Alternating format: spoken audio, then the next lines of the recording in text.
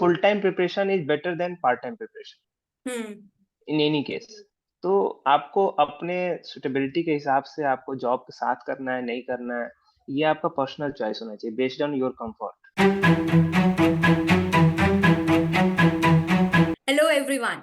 Welcome to another episode of Untangling UPSC Inside the Mind of Toppers. In this series, we are discussing the UPSC journey, experiences, and insights of various selected candidates. Today, we have with us Abhijit Pandey sir, who has secured an All India rank 451 in the UPSC CSE examination. Thank you, sir, for joining us today. Thank you. Okay. So sir, the first question that I would like to ask you is कि आप काफी time से prepare कर रहे थे. It is not कि सिर्फ एक अटेम्प्ट या दो अटेम्प्ट थे, but you have given 6 attempts and you have finally achieved your desired rank. So how do you feel about it?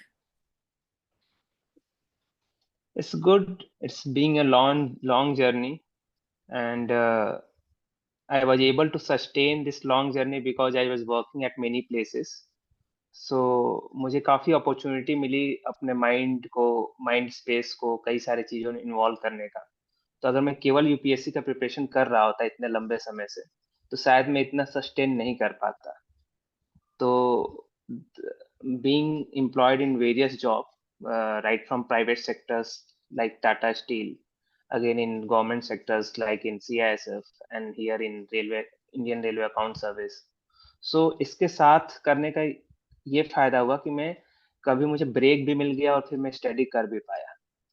दोनों चैलेंजेस रहे. काम के साथ पढ़ने का भी अपना अलग चैलेंज है, लेकिन I got the opportunity to study for full length during my 3 main attempts, like in 2019, 2021, and this attempt, which I have given along with my job. तो ये मेरा बेनिफिट रहा. ये सस्टेन में अगर मैं केवल बैठ कर पढ़ाई कर रहा होता 6 साल से 7 साल से, तो शायद मैं इतना सस्टेन पता नहीं कर पाता कि नहीं कर पाता. मैं बहुत ज्यादा इससे अग्री करूंगी क्योंकि ऐसे जैसे कि काफी ज्यादा वर्किंग एस्पिरेंट्स आते हैं जिनको ये बहुत ज्यादा डाउट होता है कि क्या वो अपने काम के साथ प्रिपरेशन कर सकते हैं कि नहीं. सो इस पे now I would like to know, is it possible to prepare along with the job? इस पर मेरा ओपिनियन ऐसा है कि ये जैसा ये एग्जाम है, तो इस एग्जाम के लिए डेडिकेटेड 2 years ऑफ प्रिपरेशन चाहिए. ये एग्जाम एक सिस्टम फॉलो करता है. एक सेट अमाउंट ऑफ मेहनत है, एफर्ट है, उसको आपको करना ही करना है. उसको अगर आप कम कम कर रहे हो तो आपको ज्यादा टाइम लगेगा, जल्दी कर रहे हो तो कम टाइम लगेगा. तो एक 2 साल की, मैं मानता हूँ कि 2 साल की इंटेंस प्रिपरेशन इस एग्जाम के लिए मस्ट है, चाहे वो कभी भी आप स्टार्ट करें. एक बार जब वो आपका इंटेंस प्रिपरेशन हो जाता है, चाहे वो जॉब से पहले या जॉब के बाद, तब आप कंटिन्यू कर सकते हैं. जैसे आपने मान लीजिए 2 साल इंटेंस प्रिपरेशन कर लिया, आपने एक अटेम्प्ट दे लिए, 2 अटेम्प्ट दे लिए, और फिर आप कोई जॉब ज्वाइन करना चाहते हैं, तब आप जॉब ज्वाइन कर इसके साथ उसमें अगर आप 4-5 घंटे कुछ टाइम निकाल सकते हैं, तब आप जॉब के साथ दे सकते हैं.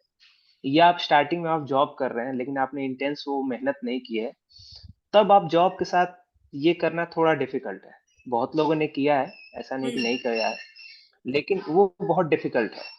और इसमें सेट पैटर्न है कि प्रीलिम्स के लिए you have to do this amount of effort, this things. Mains के लिए आपको इतना पढ़ना है, इतना आंसर राइटिंग लिखना है, इतना प्रैक्टिस करना है. इंटरव्यू के लिए एक सेट पैटर्न है. तो ये सारे एफर्ट्स, जब ये सारे बॉक्सेस टिक होंगे तभी आपका सिलेक्शन होगा. लेकिन पहले सिलेक्शन होगा, उसमें भी एक और फैक्टर आ जाता है लक का. लेकिन ये इतना जो सेट अमाउंट ऑफ एफर्ट है, सेट अमाउंट ऑफ जो प्रैक्टिस है, वो तो आपको करना ही है. तो अगर आप जॉब के साथ हमेशा करना चाह रहे हैं तो it will take a long time. बिल्कुल. कभी आपका जल्दी भी हो सकता है, लेकिन generally it will take a long time. तो आई बिलीव इन दैट. और इसीलिए मेरे केस में क्या था कि after college I went to job. मुझे ऐसा लगता था कि I wanted the financial independence, तो मैं जॉब में चला गया. जॉब अराउंड में जब लगभग 1.5 साल कर चुका था, तो मुझे ऐसा लगा कि विथ जॉब इतना अमाउंट ऑफ एफर्ट में नहीं दे सकता हूँ जितना रिक्वायर्ड है. क्योंकि मैंने जॉब में रहकर प्रीलिम्स तो निकाल लिया था टाटा में रहकर, लेकिन मेंस के लिए जब आया तो मेरे पास बहुत, मैं अंडर प्रिपेयर्ड था जब मेरे फर्स्ट मेंस में. तो वो मुझे दिखा कि मैं जॉब के साथ तो इतना प्रिपरेशन नहीं कर सकता। फिर मैंने जॉब छोड़ी और फिर मैं जॉब छोड़कर लगभग 2 साल मैंने बहुत इंटेंस प्रिपरेशन किया और उसी 2 साल में मेरा ये सिलेक्शन हुआ था 2019 में। I got selected I am this service. उसके बाद एक बार सिलेक्शन होने के बाद already I have done the 2 years of intense preparation, तो बाद में सस्टेन हो पाया जॉब के साथ। इसमें I think I would also agree कि वो क्या हो जाता है कि एक बार जब आपने प्रिपरेशन कर लिया, अब आपने वो लक्ष्मीकांत पढ़ ली है, अब आप उसको कितनी बार पढ़ोगे? अब दोबारा से अगर आप फुल टाइम एस्पिरेंट बन रहे हो तो मुझे लगता है पढ़ोगे तो आप 5-6 घंटे ही, बाकी का 6 घंटे आपको हुँ। डिप्रेशन देगा बस। So it is hmm, better hmm, कि हुँ। अगर आपने ऐसा 1-2 साल आपने बहुत अच्छे से पढ़ाई कर ली है, तो after that you can take up something and side by side आप अपना मॉक टेस्ट और इस तरह से अपनी वीकनेस आप एनालाइज कर सकते हो। ठीक है, तो जैसे कि आपने इतने लंबे समय के इसमें मैं एक और चीज़ बोलूँगा इसमें मैं एक Yes. और चीज़ बोलूँगा। आप जॉब तभी जॉइन करिए जब आपको नीड है। ओके। लेकिन अगर आपको need in the sense need 2-3 तरह का हो सकता है। एक तो फाइनेंशियल नीड हो सकता है, हम्म। दूसरा मेंटल नीड हो सकता है। मेंटल मतलब आपका नहीं लग रहा है, 6 घंटे के हम्म। बाद आपका कुछ पढ़ाई में मन लग ही नहीं रहा है, तब आप बिल्कुल। जॉब जॉइन कर लीजिए क्योंकि आप उसके साथ। लेकिन अगर आपको कोई ये सब नीड्स नहीं है, मतलब आप मेंटली भी अच्छा पढ़ पा रहे हो, आप फाइनेंशियली भी स्ट्रांग हो, तो आप फुल टाइम ही प्रिपेयर करो। बिल्कुल। बिल्कुल। क्योंकि full time preparation is better than part time preparation hmm. In any case. तो आपको अपने सूटेबिलिटी के हिसाब से आपको जॉब के साथ करना है, नहीं करना है, ये आपका पर्सनल चॉइस होना चाहिए बेस्ड ऑन योर कम्फर्ट। हाँ, इसमें मैं काफी एग्री करूंगी। जैसे कि लाइक जब मैंने अपने स्टार्टिंग के 2-3 अटेम्प्ट दिए तो मेरी फुल फ्लेजेड प्रिपरेशन हो चुकी थी। सो उसके बाद मेरे को ऐसा होने लगा कि अब मेरे पास ऐसे 3-4 घंटे खाली रह रहे हैं जिसमें I just use to over think, so I join online कि मैं चलो ऑनलाइन कुछ बच्चों को पढ़ा देती हूँ। So that was may be आप कुछ इस तरह का चूज कर सकते हो जहां पर कि आप कुछ अलग भी नहीं कर रहे हुँ, हो, आप बस ऑनलाइन पढ़ा रहे हो hmm, and you are teaching the same thing. Hmm. तो उससे आपका रिवीजन भी हो रहा है, आपका थोड़ा मूड भी रिफ्रेश हो रहा है और आपको प्रिपरेशन की वो जो एंजाइटी और स्ट्रेस हो रही है कि आपका होगा कि नहीं होगा, एक तरह से आपकी एक स्किल भी डेवलप हो रही है। Yes, okay. यस। तो जैसे हुँ। कि अभी आपने बताया कि काफी लंबी जर्नी रही, now I would like to know some of the challenges, setbacks जो आपने अपनी इस यूपीएससी जर्नी में फेस की। काफ़ी चैलेंजेस होते हैं और काफ़ी लंबी जर्नी होती है तो कुछ सैक्रिफाइसेस भी होते हैं। नॉर्मल सैक्रिफाइसेस भी होते हैं कि आप जनरली आइसोलेशंस में अपना प्रिपरेशन करते हो हम्म। और कुछ बड़े सैक्रिफाइसेस होते हैं फैमिली से रिलेटेड, पर्सनल रिलेशनशिप से रिलेटेड, जो आपको करने पड़ते हैं। बेसिकली चैलेंज तब होता है एक जो बड़ा apart from this personal relationship और फैमिली और फ्रेंड्स वाला, इसके अलावा क्या होता है कि आप इस एग्जाम में आप सेलेक्ट कम होते हो और रिजेक्ट ज़्यादा टाइम होते हो। तो आप जब रिजेक्ट ज़्यादा टाइम होते हो तो आपको उससे डील करना है इनफैक्ट आई और वुड वो लाइक टू डील आप add he. One thing in this कि जो हुँ, प्रीलिम्स का एग्जामिनेशन है उसको तो आप बोल ही दिया, it is not an exam of selection, it is an examination of elimination. तो जी। तो हम्म। और उसके बाद भी मेंस के बाद भी आप नॉट सेलेक्टेड होते हो, इंटरव्यू के बाद आप नॉन सेलेक्टेड होते हो। तो आप नॉन सेलेक्टेड ज़्यादा टाइम होते हो। बहुत ज़्यादा लोग ज़्यादा टाइम नॉन सेलेक्टेड होते हैं। कुछ लोग होते हैं जो फर्स्ट सेकंड अटेम्प्ट में उनका थ्रू हो जाता है। लेकिन आप बिल्कुल। बेल कर्व देखो जो पासिंग परसेंटेज का तो वो ज़्यादा पीक होता है थर्ड और फोर्थ अटेम्प्ट में। तो जनरली लोग रिजेक्ट 2-3 बार हो चुके हैं, फिर वो सेलेक्ट हो रहे हैं। तो ये जो रिजेक्शन से जो डील करने का है, तो 2 चीज़ें हैं। एक तो क्या है कि आप पहली बार रिजेक्ट हुए, आपके अंदर कुछ मिस्टेक्स थी, आपने उसको ठीक किया और फिर आप फिर से लग गए। कभी-कभी क्या होता है जब आप अपने हिसाब से सोचते हो कि मैंने सब कुछ अच्छा किया है, मैंने अपना टाइम दिया है, मैंने अपना प्रैक्टिस किया है, फिर भी आप कभी-कभी नॉन सेलेक्टेड होते हो। हम्म। तब आपको वो होता है आप दुखी से ज़्यादा सरप्राइज़्ड होते हो। सरप्राइज़्ड होते हो और आपको समझ नहीं आता कि अब मैं क्या करूँ? मुझे जो करना चाहिए था वो तो मैं कर गया। फिर आदमी सेल्फ डाउट पे आता है कि शायद मैं इसके लिए बना ही नहीं हूँ, क्या मुझसे हो नहीं रहा है? सब लोगों का तो 3rd 4th में हो ही जाता है। कई लोग का होता है जब 3rd फर्स्ट 4th में में नहीं हो होता है जाता तब है उनको कई सेल्फ लोगों डाउट का ज़्यादा तो। आता है। हम्म। हाँ, फर्स्ट सेकंड 3rd में तो लोगों को सेल्फ डाउट आने लगता है। फर्स्ट सेकंड में तो फिर भी लोग गलतियाँ करते हैं तो उनको इम्प्रूव बिल्कुल। करते हैं। सेल्फ डाउट्स आने लगता है। तब आप अपने आप को वो कंट्रोल कर कैसे आप आगे बढ़ते हो, वो मेन चैलेंज होता है। क्योंकि आपको कितना भी कोई comfort they, family they, friends they, आपको एक ही चीज कंफर्ट कर सकता था, वो जो उस लिस्ट में आपका नाम, और वो नहीं है। तो सपोर्ट रहता है तो अच्छा होता है, सपोर्ट होता है तो एक कुशन मिलता है हमें। मेरे पास ऑप्शंस रहे कि मैं, जैसे मैं जब टाटा स्टील से जब छोड़कर आया मैं, तो फर्स्ट टाइम तो जब नहीं हुआ तो मैं अंडर प्रिपेयर्ड था, नो डाउट अंडर प्रिपेयर्ड था। तो हम्म। तब तो मैं सोचा ही नहीं था, मैं तो जानता था मेरा सिलेक्शन नहीं हुआ। सेकेंड टाइम कुछ मैंने ठीक कर मैंने दिया अटेम्प्ट, तो उस समय मेरा सिलेक्शन नहीं हुआ, मेंस नहीं हुआ। तो फिर भी मुझे समझ में आया कि ये गलतियां हैं मेरी। तो आई थिंक इसको मैं, अगर मैं सॉर्ट आउट करूंगा तो हो जाएगा। क्योंकि जब आप बाहर से देख कर आते, जब आप इस प्रिपरेशन में आते हो, तो आप दो तीन चीजें देख कर आते हो, सिलेबस देख कर आते हो, टॉपर से टॉक देख कर आते हो, ट्रांसक्रिप्ट, जो टॉपर्स के ब्लॉग देख कर आते हो। तो जब आप वो देखते हो तो उसमें ऐसा लगता है कि ये चीज मैं करूंगा और मेरा सिलेक्शन हो जाएगा। और जब ये चीज आप करते हो और फिर सिलेक्शन नहीं होता है, तो फिर आप, तो वो चीज मेरे साथ थर्ड अटेम्प्ट में हुआ, जब मैंने ये चीज किया और मेरा फर्स्ट लिस्ट में मेरा नाम नहीं था। बिल्कुल। मैं फर्स्ट लिस्ट में तो एक नंबर से छूटा हुआ था, तो वो रिजर्व लिस्ट में आता वो नाम। लेकिन जिस दिन रिजल्ट डिक्लेयर हुआ, उस दिन तो मेरा नाम नहीं था उसमें। ठीक है। तो मैं बहुत सेल्फ डाउट में था। अब तो मैं जो जो करना चाहिए था वो मैंने कर लिया है, फिर भी नहीं हुआ। तो वो 2 महीने मैं बहुत परेशान रहा कि क्यों नहीं हो रहा है, मतलब बेस्ट बेस्ट मैंने लिखा भी था। लेकिन मेरे पास उस समय क्या था कि सीआईएसएफ असिस्टेंट कमांडेंट का जॉब मेरे हाथ में था, उसकी ज्वाइनिंग होने वाली थी। तो मैं हम्म। वहां ज्वाइन कर लिया। और फिर मार्क्स भी आया, तो मेरा जब मैं मार्क्स आया तो मैंने देखा कि मेरे जीएस और एसए में मार्क्स टॉप 50 रैंक वाले मार्क्स है मेरे। और मैं ओके। मेन लिस्ट से एक मार्क्स से छूटा हुआ था। मेरा ऑप्शनल में बहुत कम स्कोर आया था, 240 स्कोर किया था मैंने। हम्म। लेकिन फिर भी मेरा सिलेक्शन हो जाना था, क्योंकि एक मार्क्स कम है तो आपका रिजर्व लिस्ट में आ जाता है। तो उसी के थ्रू मुझे रिजर्व लिस्ट में फिर मेरा 12th रैंक आया। और फिर मैं आईआरएएस, मुझे सर्विस अलॉट हुई। फिर मैं सीआईएसएफ में, तब तक मैं 6 महीने ट्रेनिंग कर चुका था।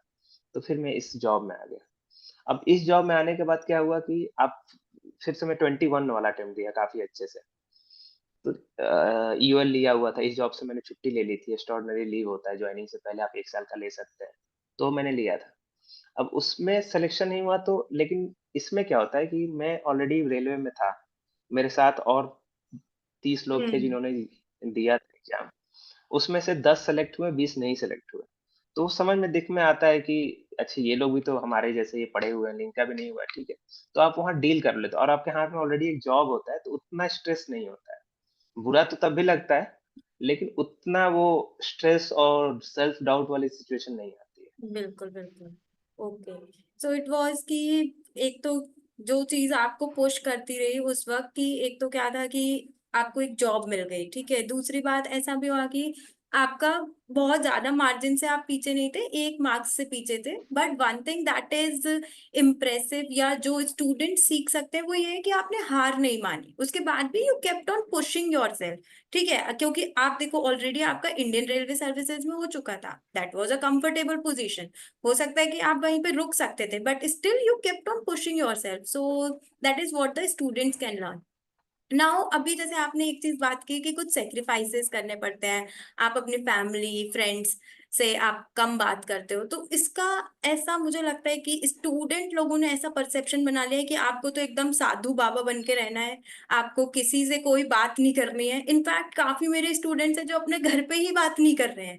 सो क्या इस तरह के प्रिपरेशन मोड में जाना है हमको?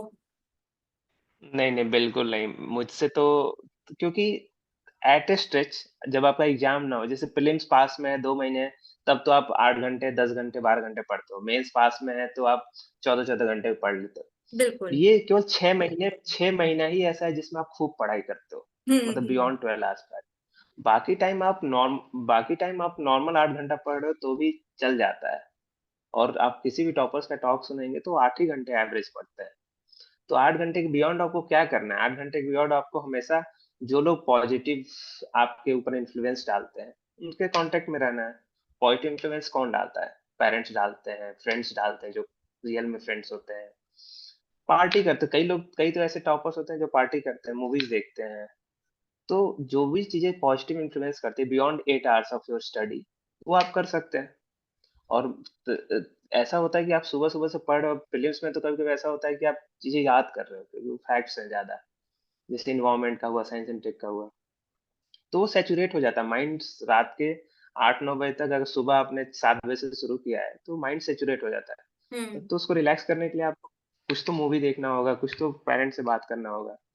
तो वो बहुत एसेंशियल है। अगर आप वो भी नहीं करोगे तो माइंड रिलैक्स कहाँ से होगा? कोई भी, हमारा बॉडी भी तो एक तरह से रिचार्ज इसको चाहिए होता है। तो रिचार्ज इसको नींद से आता है, रिचार्ज इसको रिलैक्सेशन, लोगों से बात करने से आता है। तो वो बहुत मस्ट है। आप खुद को बहुत अकेला कर लोगे तो और इशू, अकेला करने में एक बहुत बड़ा इशू ये होता है, आपने खूब सेक्रीफाइसेस कर लिया, आप खूब अकेले रहे, और इन केस मान लीजिए आपका नहीं होता है क्योंकि एग्जाम थोड़ा अनसर्टेन है तो नहीं होता है, तो फिर आपको ज्यादा आप खुद से डील करना बहुत टफ हो जाएगा आपको। बिल्कुल बिल्कुल, आई कम्प्लीटली अग्री। इसका मतलब जीता जाता एग्जाम्पल मुझे लगता है मैं हूँ। क्योंकि जब मैंने अपना सेकंड अटेम्प्ट दिया तो मैंने उसको पूरा ऐसे ही दिया, जैसे बिल्कुल कट ऑफ। मैंने कुछ भी नहीं चलाया व्हाट्सएप। मतलब चलो ठीक है, व्हाट्सएप हो सकता है काफी लोग नहीं भी चलाते हो, बट वो बहुत ही ज्यादा आइसोलेशन में मैंने वो अटेम्प्ट दिया और बहुत रिगरस खुद को ऊपर किया। और उसके बाद इट वाज लाइक कि मैं एकदम से, और उसके बाद भी लिस्ट में नाम नहीं आया, ठीक है। और जब वो लिस्ट में नाम नहीं आया ना, तो उसके बाद ऐसा हुआ कि मेरी पूरी एनर्जी एग्जॉस्ट हो गई। अब नेक्स्ट अटेम्प्ट के लिए मेरे पास उतनी एनर्जी नहीं है।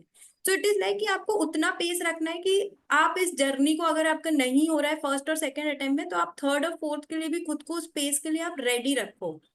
सो इससे मैं कंप्लीटली अग्री करती हूँ। Now talking about the prelims, जो कि काफी, I think you will also agree कि बहुत ही डाइसी होता जा रहा है, जैसे कि दिन पर दिन एग्जाम का पैटर्न बदल रहा है। तो what was your strategy towards cracking it? क्योंकि इट इज नॉट कि आपने ऐसे एक बार क्वालिफाई किया हो या दो बार, you have cracked it multiple times. So what was your approach towards dealing with prelims? Prelims में ना, आई थिंक प्रीलिम्स को मैं 3 पार्ट में, मतलब 100 क्वेश्चन आते हैं ना, तो मैं उसको हम्म। 3 पार्ट में कर ब्रेक करता हूँ। 40% क्वेश्चन जो मुझे पढ़ाई से आ जाएंगे मेरे, जो 40% क्वेश्चन मैं याद करूंगा, मैं चीजें बेसिक बुक्स पढ़ूंगा तो वो मुझे आ जाएगा। बाकी 40% जो होता है, ये जो पिछला जो 40%, अगर मैं सारे स्टैंडर्ड बुक्स पढ़ लिया, सारे मॉक टेस्ट, बेसिकली दो मेन चीज है प्रीलिम्स के प्रिपरेशन। एक स्टैंडर्ड बुक्स को कवर करना, मल्टीपल रिवीजन, 4 5 6 रिवीजन जितना हो सके, plus test series minimum 50 test, minimum. Hmm. एक फर्स्ट अटेम्प्टर के लिए तो 70, जैसे मैं फर्स्ट टाइम जब प्रीलिम्स दिया था, मैं जॉब में था, लेकिन मैं 2 टेस्ट सॉल्व किए थे, विजन और इनसाइट, तब बहुत फेमस हुआ करते थे 17 18 में। अभी तो भी है। मैंने वो, अभी भी है, तो मैंने 75 टेस्ट दिए थे। मेरी पढ़ाई कम हुई थी लेकिन मैंने 75 टेस्ट दिए थे। 75 into 200, 75 into 100 question, 7500 question solve हो जाते हैं। तो उससे आपका प्रीलिम्स गो थ्रू, मतलब प्रीलिम्स, तो ये दो चीजें मस्ट है। बेसिक स्टैंडर्ड बुक्स आपका, टेस्ट हो गए, और ये करंट अफेयर्स आप जाना सकते, ये 3 चीज करने के बाद मुझे बस इतना कॉन्फिडेंस आता है कि मैं 40 क्वेश्चन कर लूंगा। इतना ही आपको खुद से एक्सपेक्टेशंस भी रखना चाहिए, हाई एक्सपेक्टेशंस नहीं, क्योंकि इतना ही आप कर पाओगे। और जितना टफ आ रहा है प्रीलिम्स, 30 40 क्वेश्चन, अगला जो 40% क्वेश्चन होता है वो सारा डिपेंड करता है आपके कॉन्फिडेंस पर, और आपका जो इसने 40% जो आपने तैयारी की है उसको यूज कर कर आप अगला 40 क्वेश्चन सॉल्व करते हो। उसमें आपके इंटेलिजेंट गेस आते हैं। तो इंटेलिजेंस गेस आपके तभी सही होते हैं जब आपको खुद के ऊपर कॉन्फिडेंस है, जब आपको लगता है कि मैंने इससे ज्यादा तो कोई क्या ही पढ़ेगा। जब बिल्कुल। आप जब आपने खूब ढेर सारा मॉक टेस्ट सीरीज सॉल्व किया है तो आपको आइडिया रहेगा कि अननोन क्वेश्चन को कैसे सॉल्व करते हैं। तो ये अगला 40% इसी से सॉल्व होगा, वो आपके पढ़ाई से केवल नहीं सॉल्व होगा, वो आपके एप्लीकेशन से सॉल्व होगा। और नेक्स्ट जो 20% बचता है वो लक है, प्योर लक है वो। उसमें आपने लास्ट में 2 ऑप्शन बचाए हुए हैं, उसमें से आपने कोई एक टिक किया, किसी का सब सही हो जाता है, किसी का नहीं होता है, तो लास्ट का 20% वो लक है। लेकिन 80% अपने हाथ में। पहले 40% में मान लीजिए आपने 35 क्वेश्चन सही कर लिए, क्योंकि पहला 40 आपने पढ़ा हुआ है। अगले 40 में मान लीजिए आपने 25 सही कर लिए, क्योंकि इंटेलिजेंस गैस से थोड़ा कम सही होगा। तो 25 + 35, आपके कितने क्वेश्चन सॉल्व हो गए? 60। 60 क्वेश्चन सॉल्व हो गए, 60 सॉल्व हो गए। मान लीजिए आपने 20 गलत किए हैं, तो लगभग कितने, 20 गलत हुए तो लगभग आपके कितने क्वेश्चन नेगेटिव जाएगा आपका? लगभग 15 15 नंबर नेगेटिव जाएगा। तो आप 100 के आसपास आपके मार्क्स आ जाएंगे। तो आप प्रीलिम्स, मेरे हमेशा ऐसे रहा है, मतलब मेरा हमेशा कट ऑफ से मार्क्स 10 नंबर 5 नंबर ज्यादा रहा है हम्म। जब भी कट ऑफ से। तो ये स्ट्रैटेजी रही है मेरी कि इतना ये करना है। अब आपको जो बेसिक बुक्स और टेस्ट सीरीज, ये आपको सारे टॉपर्स बताए होंगे क्या बेसिक बुक्स हैं, कौन सी टेस्ट सीरीज है। लेकिन ये मस्ट है कि आपको पहले अटेम्प्ट में 75 टेस्ट तो देना ही देना है। आप हम्म। विथ अगर अटेम्प्ट आपके ज्यादा हो रहे हैं तब आप टेस्ट भले कम कर सकते हो। और इंजीनियरिंग वालों, किसी को भी टेस्ट तो आपको देना है, क्योंकि बाकी जो बीच वाला 40% है वो आपको इंटेलिजेंस गेस से ही करना है। उसके लिए आपको प्रैक्टिस ही करनी पड़ेगी। किसी भी मेंस में भी सेम रूल अप्लाई होता है, टेस्ट आपको प्रैक्टिस से ही वो होना है। तो मेरा लगभग यही, और मैं लकी रहा कि हर बार मेरा हो गया। ओके। हाँ, इसमें आपने एक बात काफी अच्छी कही कि एक्चुअली क्या होता है कि जो बिगिनर्स होते हैं वो सोचते हैं कि वो सब पढ़, अगर वो सब पढ़ के जाएंगे तो फिर सब आ ही जाएगा एग्जाम में। But that is not the hmm, scenario. आप चाहे कितना भी पढ़ के चले जाओ, वहां पे 40 क्वेश्चन के बाद आपको नहीं आने वाला है कुछ। तो I think test series hmm, solve करने से आपका माइंड ये भी प्रिपेयर्ड रहेगा कि कोई अगर ऐसा क्वेश्चन आ रहा है तो आपको पैनिक नहीं होना है and how you have to solve it. Same goes with the mains as well. Hmm, mains में ऑल्दो हम्म, प्रिडिक्टेबिलिटी बढ़ जाती है, बट 20 क्वेश्चन में 3-4 क्वेश्चन ऐसे होंगे जिनके बारे में आपने नहीं सुना होगा, लेकिन still you can write it. कुछ अगर अगर आप कुछ true, डायमेंशंस पे उसको सोचोगे, कुछ कॉमन चीजें आप उसमें लिख ही लोगे। So that is there. true. Now, अब like you have prepared for a long time. तो लेकिन हर एस्पिरेंट का ड्रीम होता है कि they want to crack it in the very first or second attempt. So what were the mistakes that you did in your previous attempt and what the students can learn from it? Basically क्या है ना, ये जो exam है, दो चीजें है, right effort in right direction. बिल्कुल। ये जो एफर्ट तो आपके हाथ में है, हम्म। डायरेक्शन थोड़ा क्या होता है ना मार्केट में, more is misdirection rather than अच्छा डायरेक्शन जो मार्केट में, और abundance ऑफ डायरेक्शन है और उसमें मैक्सिमम मिस डायरेक्शन है। तो जो सही डायरेक्शन पकड़ना है, जैसे मैं आपको एक एग्जांपल देता हूँ कि जीतो कर कर एक हॉस्टल है ओआरएन के पास। ओके। उसमें सारे जो जैन जैन कम्युनिटी के लोग होते हैं वो होते हैं। हम्म। तो उसमें से टॉपर निकलते हैं, काफी टॉप 100 में आपको 10-20 लोग मिल जाएंगे। तो ऐसा नहीं है कि उनके पास कुछ अलग माइंड है कुछ ऐसा, लेकिन कोई एक सेलेक्ट हुआ है, उसने जो पीछे उनमें वो कल्चर है कि वो आते हैं, जो लोग सेलेक्टेड होते हैं आगे पीछे अपने जो लोग ऑलरेडी वहाँ एडमिशन में है या जो हॉस्टल में उनको गाइड करते हैं। तो जो गाइडेंस जो सही डायरेक्शन में मिलता है वो बहुत जरूरी होता है। मेरे साथ क्या था कि डायरेक्शन नहीं था, हिट एंड ट्रायल मेरे साथ हुआ। तो हिट ओके। एंड ट्रायल करते करते मैं थर्ड अटेम्प्ट तक पहुंचा। हम्म। थर्ड अटेम्प्ट के बाद तो वो तो लगभग थोड़ा बहुत गाइडेड हो गया था, लेकिन third attempt hit and trial से यार, सेकंड में फर्स्ट में अंडर प्रिपेयर्ड, सेकंड में मिस गाइडेंस या कुछ बोल सकते हो, थर्ड में आपको खुद से ही पता चल जाता है अच्छा ये चीजें वर्क करती है, ये चीजें। तो गाइडेंस बहुत इंपॉर्टेंट है। अब वो ओके। गाइडेंस कहाँ से आपको लेना है ये आपको सेलेक्ट करना है। हम्म। मैक्सिमम मुझे ऐसा लगता है जो लोग सेलेक्टेड होते हैं ऑलरेडी, और अगर आपके क्लोज हैं, आपके क्लोज रिलेटिव में, क्लोज विसिनिटी में, क्लोज कॉलेज के हैं, तो उनसे आपको गाइडेंस लेना चाहिए। बहुत रोल प्ले कभी भी किसी किसी लोग का बिना गाइडेंस का भी हो जाता है, लेकिन वो क्यों होता होगा कि वो बाय डिफॉल्ट वो अच्छे डायरेक्शन में चले गए, हाँ, ये एफर्ट तो भी किया फिर उन्होंने, लक की बात हो और गई एक तरह से। और बाय डिफॉल्ट वो अच्छे डायरेक्शन में चाहिए, या वो इतने इंटेलिजेंट थे कि उनको हम्म। डायरेक्शन पता था। बिल्कुल। सब इतने इंटेलिजेंट नहीं होते हैं कि उनको डायरेक्शन पता हो।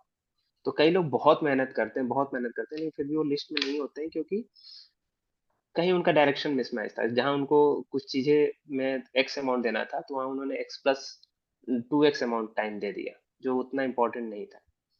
तो आपको डायरेक्शन ढूंढना है, किससे अच्छा डायरेक्शन आपको मिलेगा, तो आपको उस पर ध्यान देना चाहिए। तो इसमें जैसे कि आपने कहा कि थोड़ा गलत डायरेक्शन, तो आपने ऐसा क्या मतलब कुछ गलत, जैसे कि with respect to answer writing या किसी पर्टिकुलर सब्जेक्ट को ज्यादा देर पढ़ लिया या टेस्ट कम प्रैक्टिस किए, इस तरह से कुछ?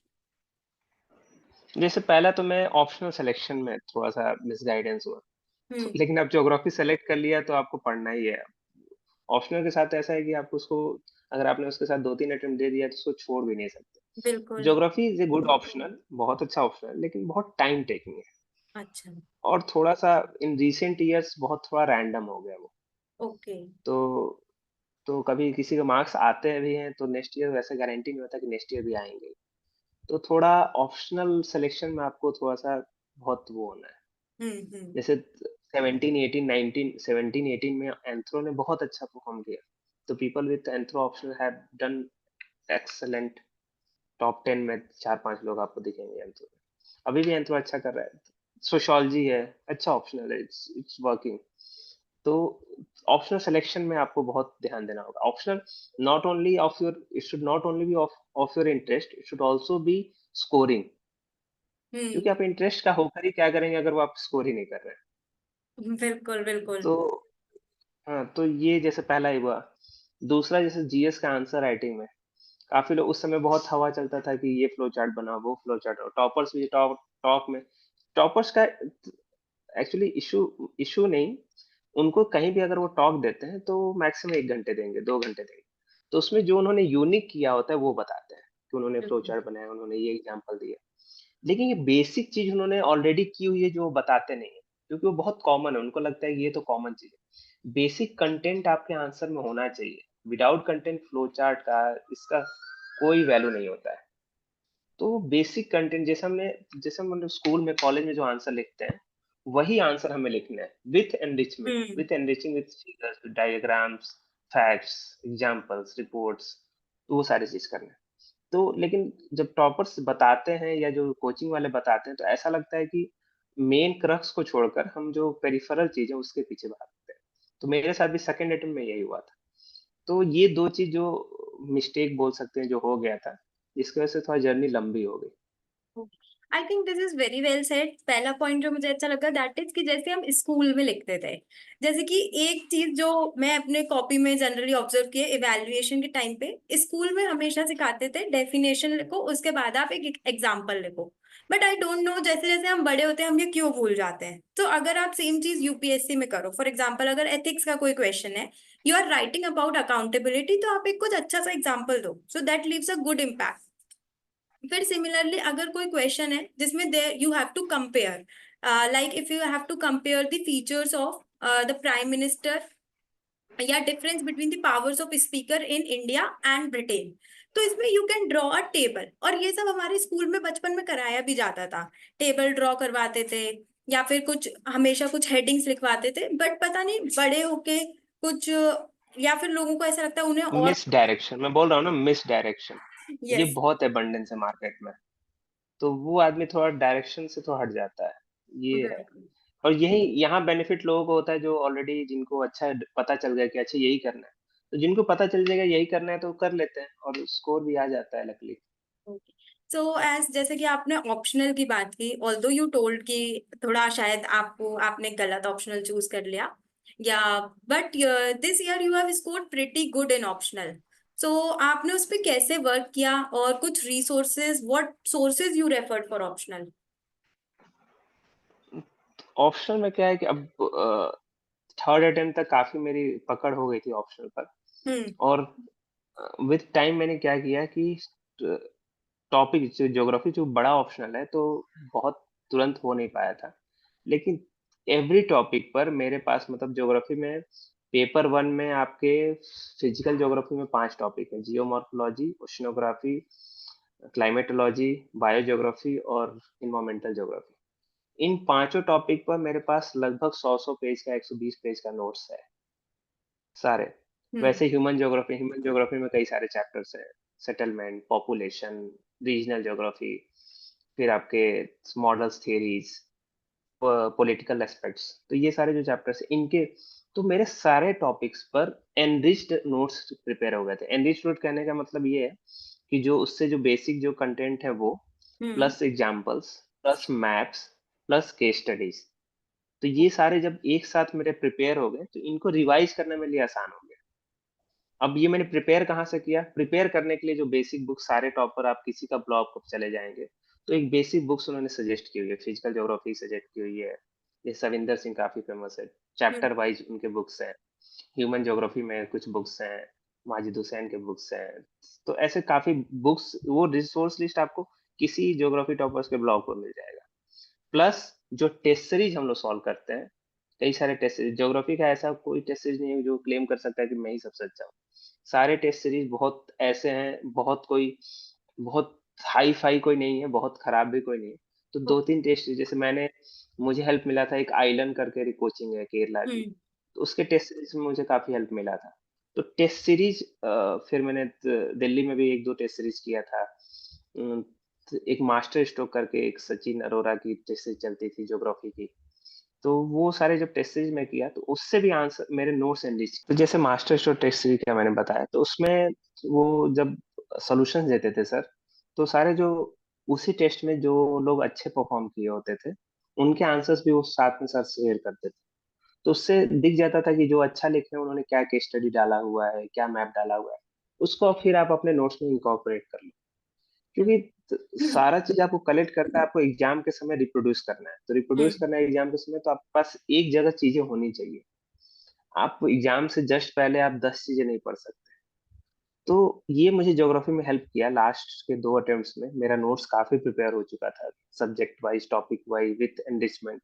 तो मुझे एफर्ट मैंने पिछली बार से कम लगा, क्योंकि ऑलरेडी सब कुछ था। लेकिन मेरे स्कोर अच्छा है, क्योंकि ऑलरेडी मैंने जो होमवर्क था वो कर चुका था मैं। हम्म और लकली, तो लक भी बोलेंगे कि अच्छा आ गया। तो पता नहीं, तो कम भी आ सकते थे, लेकिन लकली अच्छे मार्क्स आ गए। और मुझे ज्योग्राफी पेपर 2 में one of the highest marks है, 150 मार्क्स है। हम्म तो वो काफी अच्छा रहा। मतलब मेरे, जो मैंने सोचा था करने को, या जो मैंने, जैसे जीएस, जैसे ज्योग्राफी पेपर 2 का जो जो मैंने सोचा था ये तरीका हो सकता है, ऐसे ही आता है मार्क्स, वो हम्म मैंने किया और आ गया मार्क्स। तो इसका डिटेल में बता सकता हूँ मैं, यस। लेकिन ये और फ्रेमवर्क यही है, यही करना था ज्योग्राफी। इसमें आप थोड़ा डिटेल में बता सकते हैं कि जैसे स्पेशली आपने क्या किया ज्योग्राफी पेपर 2 के लिए? जैसे पेपर 2 के लिए क्या है कि पेपर 2 हमें पहले बता दिया जाता था, जो मिस डायरेक्शन जो मैं बता रहा हूँ, जो हमें मिस डायरेक्शन ऐसा किया गया था कि आपको ज्योग्राफिकल आंसर लिखना है। ठीक है। अब ज्योग्राफिकल आंसर आपको कैसे लिखने हैं कि आप ज्योग्राफर्स के नाम लिखो, आप जबरदस्ती कुछ थियरीज को लिखो, मैप्स को जबरदस्ती बनाओ। तो ये चीज करने करने में क्या होता है ना, जो मेन आंसर होता है वो हमारा मिस आउट हो जाता है। ओके।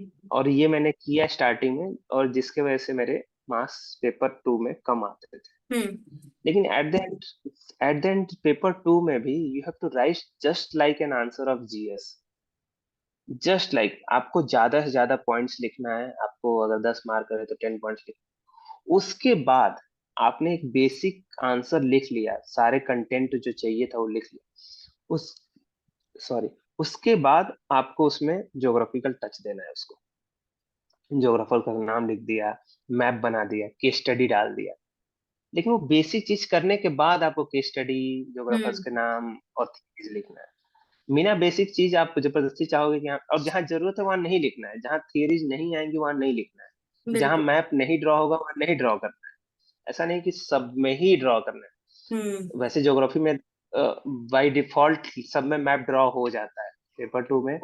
लेकिन कुछ ऐसे क्वेश्चंस होते हैं जहाँ नहीं जरूरत पड़ती है, आप नहीं भी ड्रॉ करोगे तो स्कोर हाई, लेकिन अगर आपका कंटेंट एनरिच रहा तो ये चीज बहुत, ये बस एक शिफ्ट था। ऐसा नहीं कि मैं ये काम पहले नहीं कर सकता, ये काम मैं पहले भी कर सकता था, क्योंकि आई हम्म स्कोर्ड वेल इन जीएस। लेकिन वो जो एक डायरेक्शन की जो कमी थी वो हुआ। तो paper 2 is just about writing a good GS answer with a geographical touch. पहले आपको जीएस आंसर अच्छे से लिख देना है, उसको पार्ट में आपको तोड़ना है। जैसे कोई भी जीएस आंसर राइटिंग में यू, जैसे मान लो discuss the significance of aquaculture in women empowerment, तो आपको एक्वाकल्चर का जो कोई भी डेटा है या वो है उसके बारे में लिख दिए, फिर एक मैप बना दिए दिखाते हुए इंडिया में। ज्योग्राफिकल आंसर मैं बोल रहा हूँ, जीएस का आंसर है। जीएस में थोड़ा डिफरेंट होता है। जो एक मैप बना दिया, दिखा दिया एक्वाकल्चर कहाँ कहाँ प्रैक्टिस होता है, थोड़ा एक वहीं को फ्लो चार्ट बना दिया। एक्वाकल्चर में क्या है, इनलैंड है, सी है, मरीन है, ब्रैकिश वाटर है, कितना कितना परसेंटेज है। ये आपने एक तरह से इंट्रो और वो कर दिया। फिर उसके बाद डिस्कस द इम्पोर्टेंस है, तो आपको इम्पोर्टेंस लिखना है 5-6 पॉइंट।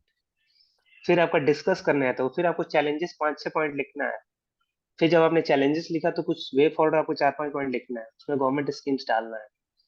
तो ये फुल आंसर हुआ तब, क्योंकि इसमें मैंने थोड़ी सी ज्योग्राफी भी डाल दी, मैप बना दिया, उसका जो डेटा फैक्ट्स लिख दिया। तो ये आपका ज्योग्राफी में थोड़ा सा टच देते हुए मेन जीएस का आंसर फुल, आपके 15 पॉइंट भी बन गए। तो ये आपका आंसर अच्छा मार्क्स, अगर ये 10 मार्क का क्वेश्चन है तो ये ऑप्शन में स्कोर 6 मार्क्स। हम्म तो ये बस एक शिफ्ट था थिंकिंग में। मुझे लगता है I will agree with this, क्योंकि जैसे कि हमारा जो पेपर 2 है PSIR में, उसमें भी ये बहुत बड़ा ऐसा शायद मिस डायरेक्शन है मार्केट में, जहाँ पर इट इज लाइक, क्योंकि इट इज वो IR का पेपर है, उसमें मार्क्स कम भी आते हैं लोगों के जनरली ही। और उसमें ऐसा ही चल रहा है कि आपको बहुत सारे स्कॉलर्स लिखने हैं। And the same thing I also did, मैंने उसमें स्कॉलर्स लेके थ्योरीज लिखी, जिसके चलते जो एक्चुअल बात आपको करनी है, आंसर जो आपको एड्रेस करना है, वो नहीं हो पा रहा है। क्योंकि हम जब ये सब लिख रहे हैं तो वहां तो लिमिटेड स्पेस ही है, या तो आप ये सब लिख सकते हो या फिर हम्म आंसर एड्रेस कर सकते हो। स्पेस नहीं बचती है फिर हम्म आंसर को एड्रेस करने की। तो सेम तो उसमें मेरे मार्कशीट में भी वो रिफ्लेक्ट हुआ, मेरे मार्क्स उस पेपर में कम आए इन कंपैरिजन टू जहां पर मैंने टू द पॉइंट बात की। सो आई थिंक यही बात आप भी कहना चाह रहे हैं कि आप टू द पॉइंट आंसर पे बात करो, नॉर्मली क्वेश्चन को आंसर करो, उसके साथ में जो थोड़ा बहुत जोग्राफर्स और ज्योग्राफी का आप मैप वगैरह बना सकते हो वो बनाओ, लेकिन उसको बहुत ज्यादा ओवरडू मत करो। Because this is I think शायद ज्योग्राफी पेपर 2 में भी यही होता होगा, लोग यही बोलते होंगे भर भर के आओ, हम्म एंड दैट बैकफायर्स। हम्म। मतलब बिना कॉन्टेक्स्ट के आप ट्रू। चीजें लिख रहे हो, जैसे कि ऐसा ऐसे में भी करते हैं लोग। ऐसे में इट इज लाइक जैसे हम्म कभी किसी टॉपर ने बोल दिया कि आप कोट्स लिखो। अब लोग उसमें कोट्स लिख रहे हैं, कहीं भी लिख रहे हैं, बिना मतलब के कोट्स लिख रहे हैं, कंक्लूजन में लिख रहे हैं। तो और जैसे कि जब मैं ये बातें कर रही हूँ ना, तो हो सकता है किसी बिगनर को ये समझ नहीं आ रहा हो कि ये क्या बोल रहे हैं, लेकिन जब मैं खुद से, जैसे मैंने इतनी कॉपीज एवेल्युएट किया और वो ऐसे मैं पढ़ती हूँ, तो मुझे, अगर जैसे दो कॉपी है मेरे पास जहां पर एक बच्चे ने बहुत सारे कोट्स लिखे हैं और दूसरे बच्चे ने नॉर्मल बातें की हैं, कुछ इतना कोट्स वगैरह नहीं लिखे हैं, बट बात का मतलब समझ आ रहा है कि ये क्या कहना चाह रहे हैं, सो आई थिंक मैं उसको ज्यादा मार्क्स दूंगी, क्योंकि मुझे इसका मतलब समझ आ ट्रू। रहा है, कॉन्टेक्स्ट समझ आ रहा है। So this is I think exactly what you also want to convey.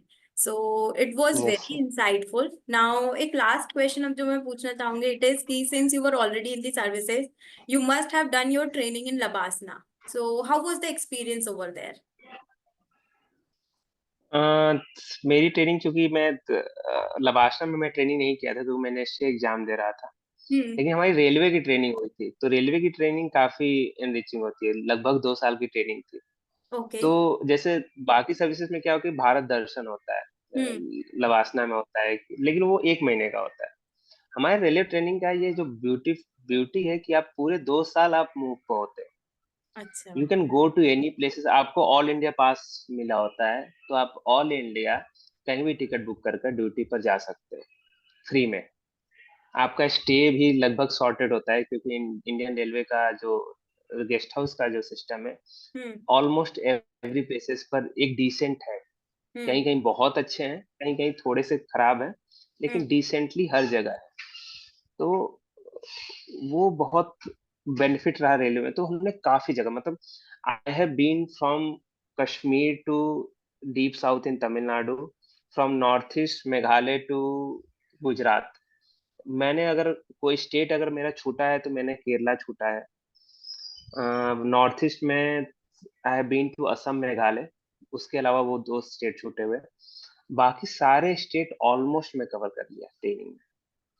तो ये जो जो जिनको ट्रैवलिंग एक हॉबी होती है ना, कई लोग की Hmm. हॉबी होती है, तो उनको ट्रेनिंग में काफी मजा आता है। और आप चूंकि बहुत अच्छे अच्छे जगह जाते हो, जैसे हमारा ट्रेनिंग गुड़गांव में हुआ था, special foundation course.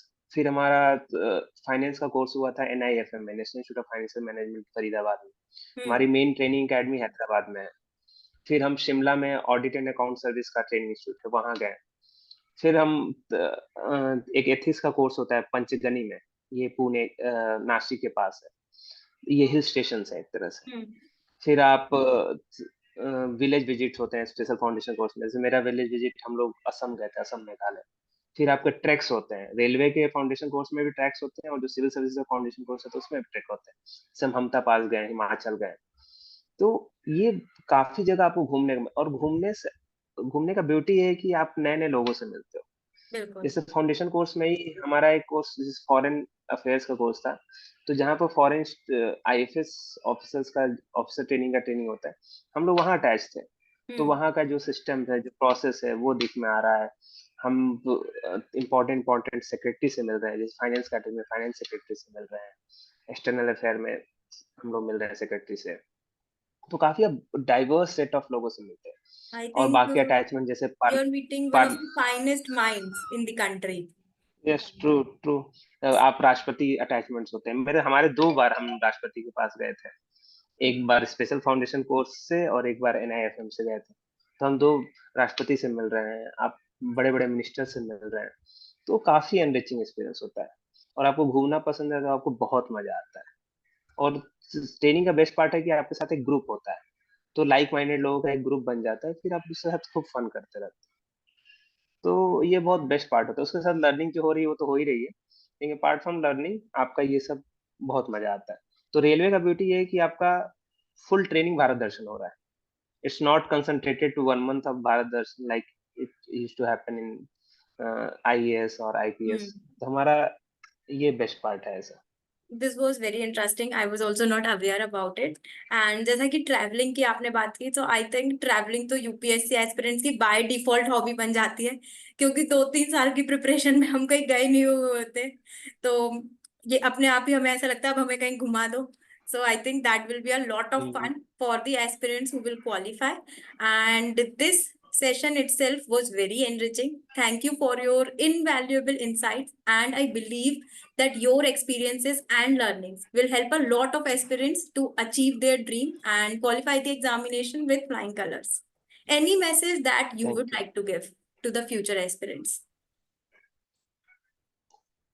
I believe that कि अगर आप बहुत मन से मेहनत किए हैं, अगर आप बहुत मेहनत, बहुत अच्छे से मेहनत की है जितना आपको मेहनत चाहिए होता है, विथ सम राइट डायरेक्शन, तो एट द एंड आप सक्सेसफुल होंगे ही होंगे।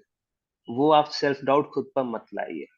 अगर आप सक्सेसफुल यूपीएससी में नहीं हुए तो स्टेट पीएससी में हो जाएंगे, स्टेट पीएससी में नहीं होंगे तो बहुत सारे यूपीएससी के एग्जाम्स होते हैं वहां हो जाएंगे। गवर्नमेंट सेक्टर में नहीं हुए तो कहीं प्राइवेट सेक्टर में हो जाएंगे। तो अगर आपने मेहनत किया है, अगर आपके अंदर वो कैपेसिटी है एफर्ट मारने की, तो आप कहीं ना कहीं सक्सेसफुल हो जाएंगे। तो इसीलिए होप को लूज नहीं करना है। बिल्कुल। कीप बिलीविंग योरसेल्फ और नेवर गिव अप।